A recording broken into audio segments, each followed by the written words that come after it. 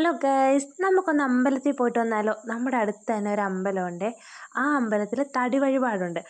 എല്ലാ മലയാള മാസവും രണ്ടാമത്തെ വെള്ളിയാഴ്ചയാണ് അവിടെ വഴിപാട് നടത്തുന്നത്.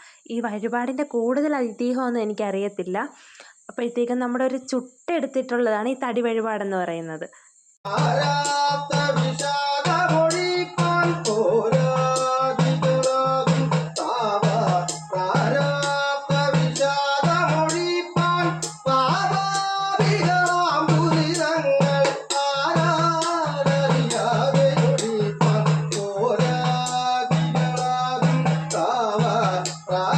കേട്ടില്ലേ എന്ത് ഭക്തിയിലാണ് അയാൾ ആ പാട്ട് പാടുന്നത്? ഞാനങ്ങ് ഒരുപാട് നേരം കേട്ട് കണ്ണടച്ച് കേട്ടങ്ങ് നിന്നുപോയി. അന്നേരം അവിടെ കടല പുഴുങ്ങിയതും ചുക്ക് കാപ്പിയും കൊടുക്കുന്നത്. എന്തോ എനിക്ക് ഭയങ്കരമായിട്ട് വിശക്കുന്നുണ്ടായിരുന്നു. ഏതമ്പലത്തിൽ പോയാലും എനിക്ക് വിശന്നാൽ എന്തെങ്കിലുമൊക്കെ ആയിട്ട് തിന്നാൻ കിട്ടാറുണ്ട് കേട്ടോ.